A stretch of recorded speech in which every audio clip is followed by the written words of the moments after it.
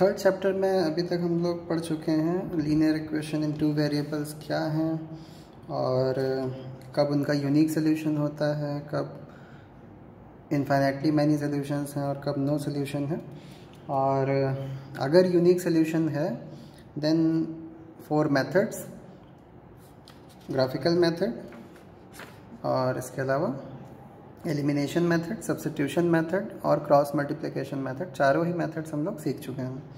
अब हम लोग स्टार्ट करेंगे वर्ड प्रॉब्लम्स, जो कि एक्सरसाइज 3.1 से ही शुरुआत हो गई थी बट मैंने स्किप किया था उन सभी क्वेश्चंस को।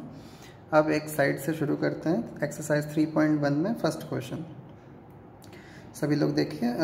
फर्स्ट क्वेश्चन है, Aftab tales his daughter 7 years ago I was 7 times as old as you were then। Aftab अपनी बेटी को बोलता है 7 साल पहले मैं तुम्हारी एज का 7 गुना था। मतलब जितनी एज उस बच्ची की थी 7 साल पहले उसका वो 7 टाइम्स था, 7 गुना था, ऐसा बोल रहा है।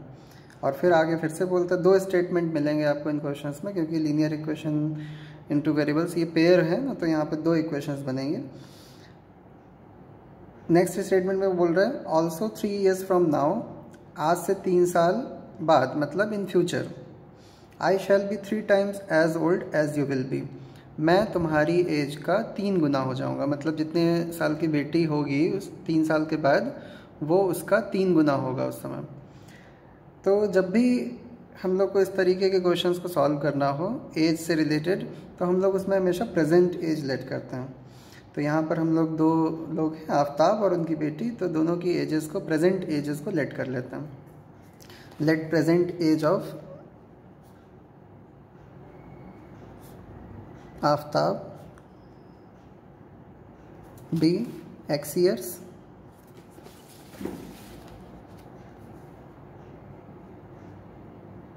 and present age of his daughter, उसकी डॉटर की प्रेजेंट एज को हम लोग y years लेट कर लेते हैं। ठीक है, तो present age of Aftab x let कर लिया और present age of his daughter y years let कर लिया। अब 2 कंडीशंस हैं, आप लोग इस तरह केस 1 एंड केस 2 दोनों को लिखेंगे। फर्स्ट केस में 7 years ago यानी 7 साल पहले की बात हो रही है। जैसे सपोज करिए आज आपकी एज 15 years है, तो आप 7 years पहले कितने साल के रहे होंगे? 15 में से 7 कम कर दीजिए, यानी कि 8 years के। वैसे ही आफ्ताब की प्रेजेंट एज x years है, तो 7 साल पहले वो कितने साल का होगा?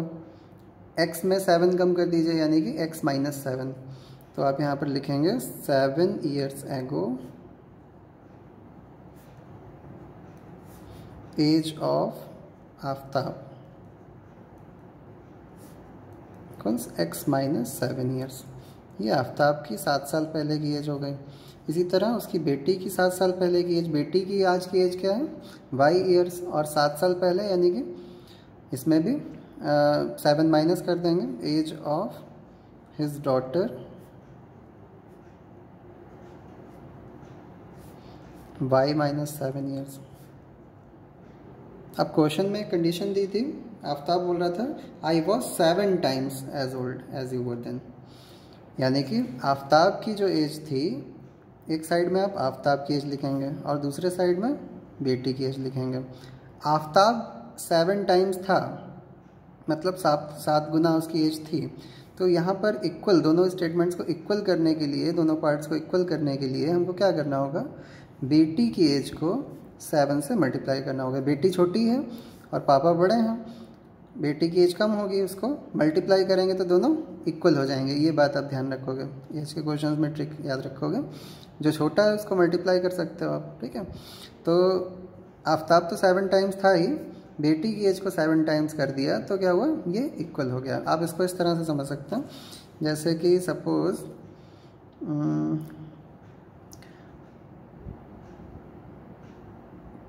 पापा की एज सपोज 49 है, किसी के पापा की एज 49 years है और वो बच्चा 7 years का है। पापा की एज 7 times है। अगर आपको बीच में यहाँ पर इक्वल लगाना है तो आपको क्या करना होगा? यहाँ पर 7 से मल्टीप्लाई करना होगा, तब ये इक्वल हो जाएंगे। उसी तरह यहाँ पर बेटी की एज y माइनस 7 थी, उसको जब 7 से मल्टीप्लाई किया तो ये पापा की एज के इक्वल हो गया। अब ये इक्वेशन है, इसको हम लोग सिंप्लीफाई थोड़ा सा कर लेते हैं। x माइनस 7 और यहाँ पर 7y माइनस 49। अभी y को इधर ले आइए, x माइनस 7y और ये माइनस 7 को इधर ले आ सकते हैं और माइनस 49 प्लस 7 यानी कि माइनस 42। ये इक्वेशन बन गए हैं। चाहे तो माइनस 42 भी इधर ला सकते थे, स्टैंडर्ड फॉर्म में भी कर सकते हैं। Equation 1 is ready. अब दूसरी कंडीशन, दूसरा केस क्या दिया हुआ है देखिए। दूसरे केस में लिखा है I shall be 3 times as old as you will be. और कब? 3 years फ्रॉम नाउ, मतलब आज से 3 साल बाद, यानी इन फ्यूचर। अब ऐसे सोचिए, आज आपकी एज अगर 15 years है तो 3 साल के बाद आपकी एज क्या हो जाएगी? 18 years, यानी कि प्लस 3 करने से आपको 3 साल आगे की एज मिल जाती है। तो यहाँ पर भी आप प्लस 3 कर देंगे। आप लिखोगे after 3 years age of Aftab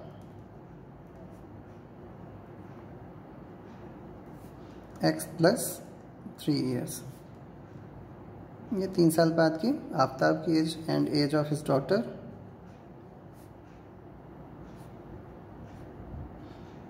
daughter की 3 साल बाद की एज क्या हो जाएगी? y plus 3। आज की एज y थी तो 3 साल बाद y प्लस 3। और कंडीशन क्या दी है कि पापा की एज बेटी की एज की 3 गुनी हो जाती है, 3 टाइम्स। यानी कि एक साइड पापा की एज और एक साइड बेटी की एज। बेटी छोटी है, पापा जी बड़े हैं, ऑफ कोर्स ऐसा ही होगा ना। तो यहाँ पर 3 से मल्टीप्लाई कर देंगे तो ये इक्वल हो जाएगा। इसको सिंप्लीफाई कर लेते हैं, x प्लस 3 और ये 3y plus 9। x minus 3y equals 9 minus 3 यानी कि 6। x minus 3y equals to 6। ये आपकी सेकेंड इक्वेशन बन गई। अब 2 इक्वेशंस आपकी बन चुकी हैं, x minus 7y equals minus 42 and x minus 3y equals 6। अब इन दोनों इक्वेशंस को जो मेथड आपको पसंद हो उससे आप सॉल्व कर सकते हैं। सॉल्व करने पर आपको x और y की वैल्यूज़ मिलेंगी जो कि आफ्ताब और उसकी बेटी की प्रेजेंटेजेस होंगी। फिलहाल एक्सरसाइज 3.1 की अगर बात करें तो ये ग्राफिकल मेथड से इसको रिप्रेजेंट करने के लिए कहा गया है। तो इन दोनों इक्वेशंस को हमको ग्राफ पे वैसे तो शो करना है, तो पहले आप ग्राफ पे कर लीजिएगा। और अगर वैसे ये वर्ड प्रॉब्लम है, वैसे तो एग्ज़ाम में जब भी आएगी तो आप कोई भी मेथड अप्लाई कर सकते हैं अगर इसमें मेंशन ना हो, और अगर लिखा हो कोई मेथड तो फिर वही अप्लाई करेंगे। तो यहाँ पर देखिए ग्राफ से तो आप करिएगा, बट हम इसको एलिमिनेशन मेथड से भी जल्दी से सॉल्व कर लेते हैं। x minus 7y equals minus 42 and x minus 3y equal 6। ये दोनों इक्वेशंस को लिखा। अब याद होगा आपको एलिमिनेशन मेथड में कोफिशिएंट्स को इक्वल किया जाता था, जो कि यहाँ ऑलरेडी हैं। x का कोफिशिएंट यहाँ भी 1 है, यहाँ भी 1 है, तो कोई मल्टीप्लिकेशन की हमको ज़रूरत नहीं पड़ी। अब हम देख रहे हैं दोनों के साइन सेम है तो हम सब्ट्रैक्ट करते थे। सब्ट्रैक्ट करने के लिए साइन चेंज होता है, ये प्लस है माइनस हो जाएगा, ये माइनस है प्लस और ये प्लस है माइनस। यहाँ से x कैंसिल हो जाएगा और यहाँ से माइनस 4y और यहाँ से माइनस 48 और माइनस 4 से जब डिवाइड करेंगे तो y की वैल्यू मिल जाएगी 4 1 सर 4 2 ज़र y की वैल्यू 12 मिल जाएगी। यानी कि बेटी की एज 12 ईयर्स थी प्रेजेंट एज, और इस y की वैल्यू को किसी भी इक्वेशन में अगर हम रखेंगे तो x की वैल्यू मिल जाएगी फ्रॉम इक्वेशन 2 में ही रख देते हैं। इक्वेशन 2 में जब हम रखेंगे तो x minus 3y equals to 6 है, इसमें 3y y की वैल्यू रख दी 12 और इधर ये 6। x माइनस 36 इक्वल्स टू 6 और इस 36 को उधर ले जाएंगे, प्लस हो जाएगा, ऐड हो जाएगा इसके साथ में, क्या होगा 36 प्लस 6 यानी कि 42। यानी कि पापा जी यानी आफ्ताब की एज क्या है 42 ईयर्स प्रेजेंट एज। तो आप इसके बाद देखिए यहाँ पर ही x और y की वैल्यूज़ को निकाल कर ही सिर्फ नहीं छोड़ेंगे, वर्ड प्रॉब्लम्स में खास बात याद रखेंगे। इसके आगे आप लिखेंगे जब भी अच्छे से सॉल्व कर रहे हैं एग्जाम्स में या टेस्ट में, तो आप लिखेंगे सो या therefore present age of Aftab is 42 years and present age of his daughter is 12 years.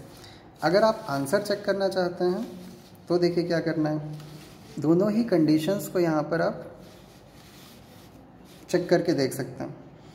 अब पापा की, आफ्ताब की एज कितनी आई है, 42 ईयर्स, ठीक है, प्रेजेंट एज ऑफ आफ्ताब,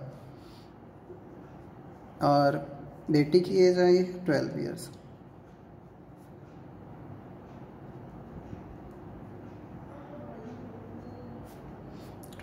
ठीक है।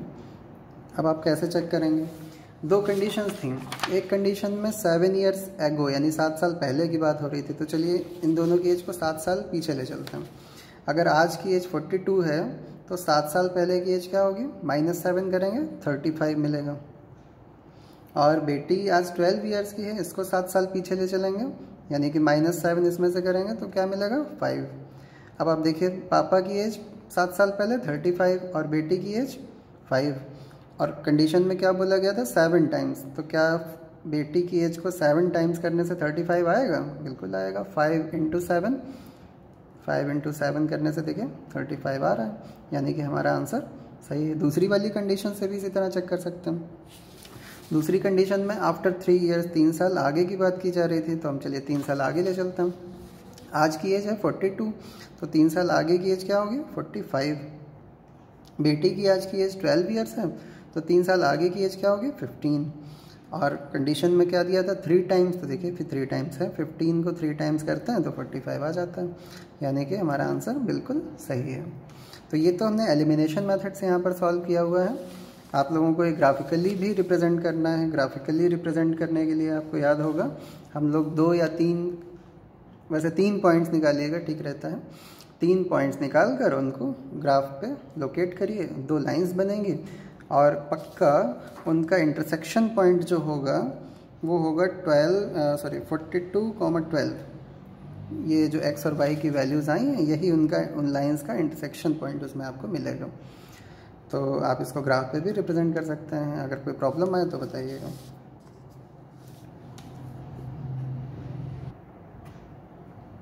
Next question number 2 C exercise में 3.1 में, the coach of a cricket team buys 3 bats and 6 balls for ₹3,900। किसी कोच ने 3 बैट खरीदे और 6 बॉल्स खरीदी और टोटल खर्चा हुआ ₹3,900, 3900 रुपये। Later she buys another bat and 3 more balls for ₹1,300। फिर उसने बाद में उसी कोच ने 1 बैट खरीदा और 3 बॉल्स खरीदी और तब खर्चा हुआ ₹1,300, 1300 रुपये।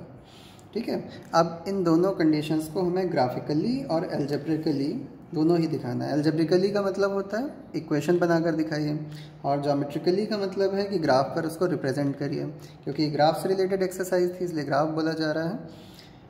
ज़रूरी नहीं है, जब भी वर्ड प्रॉब्लम्स आती हैं ज़्यादातर एग्ज़ाम में तो ये लिख कर खैर नहीं आता है, आप किसी भी मेथड से सॉल्व कर सकते हैं। वैसे यहाँ पर ग्राफिकली भी सॉल्व करिएगा। तो चलिए पहले इक्वेशंस बना लेते हैं, यानी एल्जेब्रिकली इनको रिप्रेजेंट कर लेता हूँ। तो यहाँ पर बात हो रही है cost of bat and cost of ball की, तो हम लोग दोनों को लेट कर लेते हैं। Cost of each bat be ₹X, एक बैट X रुपीज़ का है, सेलेक्ट कर लेते हैं। और एक ball, cost of each ball be ₹Y, Y rupees की है, सेलेक्ट कर लेते हैं। सपोज़ एक बैट 500 रुपये का है, तो 2 बैट आप खरीदने जाएंगे कितने रुपए के मिलेंगे, 1000 रुपये के। 3 बैट आप खरीदेंगे 1500 रुपये के मिलेंगे। 4 बैट खरीदेंगे 2000 रुपये के मिलेंगे। यानी कि नंबर ऑफ़ आइटम्स जितना आप इंक्रीज़ करेंगे, आप क्या करते हैं मल्टीप्लाई करते हैं उसको, और आपको टोटल कॉस्ट पता चल जाती है। 500 रुपये का एक बैट है, 4 बैट अगर आपको खरीदना है तो 2000 रुपये हो गया। कैसे आता है 500 × 4। वैसे ही फर्स्ट केस में, यहाँ पर केस 1 में 3 बैट्स लिए गए हैं और एक बैट हमने लेट किया है X रुपीज़ का, तो यानी 3 बैट्स कितने रुपए के हो गए 3X, 3 × X। ठीक है। बिल्कुल इसी तरह सपोज़ कोई 100 रुपीज़ की बॉल है और आप 7 बॉल्स खरीदते हैं, तो कितने रुपए की हो जाएंगे 700। 7 इंटू 100 करते हैं, मल्टीप्लाई करते हैं आप वहाँ पर। वैसे ही यहाँ पर भी 6 बॉल्स ली जा रही हैं और एक बॉल हमने लेट की हुई है y रुपीज़ की, तो 6 बॉल्स कितने रुपए की हो जाएंगी 6y। तो यानी कि 3x प्लस 6y, ये टोटल खर्चा हो जाएगा। दोनों को प्लस करने से क्या होगा, टोटल कितने रुपए हमने खर्च किए हैं, और वहाँ पर रुपए खर्च हुए हैं 3900, यानी कि इक्वल होगा 3900 के। अब 3 बैट की कॉस्ट और 6 बॉल जो खरीदी गई हैं उनकी कॉस्ट, दोनों को ऐड करने से वो किसके इक्वल हैं 3900। This is the first case, equation 1 बन जाएगी। बिल्कुल इसी तरह केस 2 में बोला गया है अनदर बैट मीन्स केवल एक ही बैट है, यहाँ पर नंबर ऑफ बैट सिर्फ एक ही है, तो यानी कि x रुपीज़ ही खर्च होंगे। और 3 मोर बॉल्स, और 3 बॉल खरीदी गई हैं, एक बॉल y रुपीज़ की है तो 3 बॉल्स मिलेंगे 3y की, और टोटल खर्चा निकालना है तो इन दोनों को ऐड कर लीजिए। ऐड करने से x plus 3y equals to, और टोटल रुपीज़ खर्च हुए हैं according to the question rupees 1300। ये हमारी सेकेंड इक्वेशन बन जाएगी। इस तरह से ये 2 इक्वेशंस बनकर रेडी हो गई हैं। अब आपको चेक करना है कि क्या ये केस पॉसिबल है, क्या ये यूनिक सोल्यूशन भी देता है या नहीं। वो आप कैसे चेक करते थे, a1/a2, b1/b2 और c1/c2 से। तो आप यहाँ देखिए a1/a2 is 3/1, b1/b2 is 6/3, 6/3 is also a1/a2 is 3/1 and b1/b2 is 6/3 यानी कि 2। ठीक है, यहाँ पर a1/a2 और b1/b2 अनइक्वल आए हैं, आपको याद होगा यूनिक सोल्यूशन है। जब यूनिक सोल्यूशन होता है आप कोई भी मेथड अप्लाई कर सकते हैं, बट यहाँ पर ग्राफिकली रिप्रेजेंट करने के लिए बोला गया है, आप ग्राफिकली रिप्रेजेंट करिएगा। यहाँ पर जल्दी से सॉल्व करने के लिए हम लोग इसमें एलिमिनेशन मेथड ही इस्तेमाल कर लेते हैं, या चलिए सब्स्टिट्यूशन मेथड इसमें इस्तेमाल करते हैं। सब्स्टिट्यूशन मेथड आपको याद दिलाते हैं एक बार फिर से। सब्स्टिट्यूशन मेथड में क्या होता था, किसी एक इक्वेशन से किसी एक वेरिएबल की वैल्यू निकाल कर दूसरी इक्वेशन में हम लोग रख देते थे। अभी देखिए यहाँ से x की वैल्यू निकालना आसान है इक्वेशन 2 से, तो हम लोग अगर इक्वेशन 2 से x की वैल्यू निकालेंगे तो क्या आएगी 1300 माइनस 3y, इसको हम लोग इक्वेशन 3 बना देंगे। और जब हमने ये सेकेंड इक्वेशन से निकाली है तो हम इसको रखेंगे इक्वेशन 1 में। अगर हम 1 से निकालते हैं तो 2 में रखते हैं, अगर 2 से निकालते हैं तो 1 में रखते हैं। हमने 2 से निकाली है इसलिए अब हम इसको इक्वेशन 1 में रखेंगे। इक्वेशन 1 में देखिए रखेंगे चल के 3, substitute this value of x in equation 1 ऐसा लिखिएगा, और उसके बाद ये 3x की जगह पर रख रहे हैं 1300 माइनस 3y, और 1300 minus 3y plus 6y equals to 3900। इसको सिंप्लीफाई कर लीजिए, ये 3900 माइनस 9y प्लस 6y, और इधर ये 3900। और जब आप यहाँ पर देखेंगे तो minus 3y equals to 3900 minus 3900, यानी कि यहाँ पर मिलेगा 0। इसमें तो हमें y की वैल्यू 0 मिल रही है।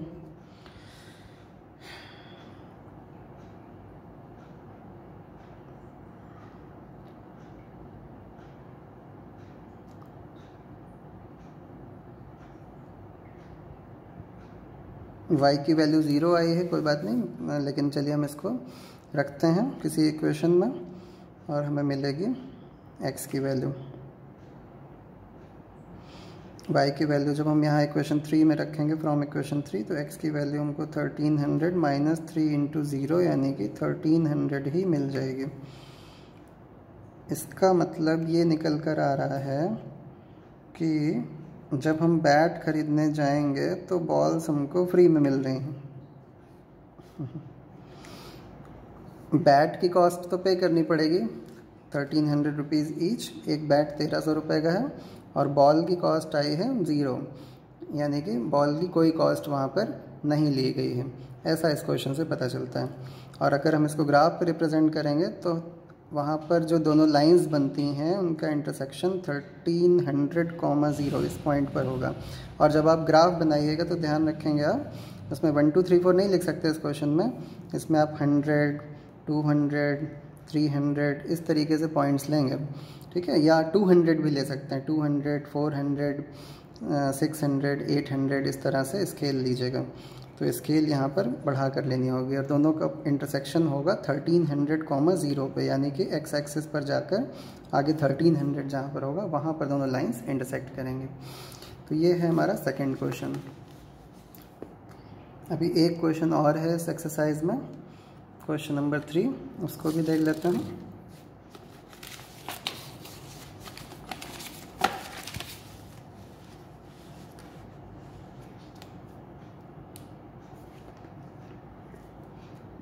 क्वेश्चन नंबर 3 में यहाँ पर एप्पल्स और ग्रेप्स की बात की जा रही है।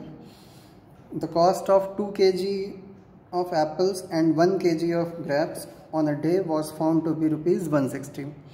2 किलो एप्पल ख़रीदे गए और 1 kg ग्रेप्स ख़रीदे गए और टोटल कॉस्ट था दोनों का ₹160।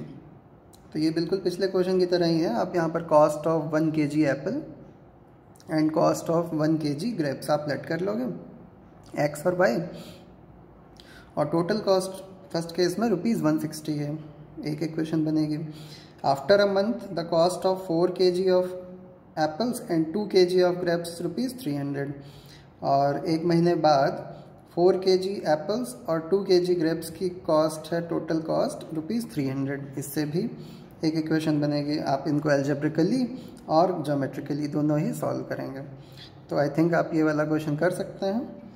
और नेक्स्ट वीडियो में हम लोग नेक्स्ट एक्सरसाइज के वर्ड प्रॉब्लम्स को करेंगे। इन केस इसमें कोई प्रॉब्लम हो तो आप व्हाट्सएप करेंगे।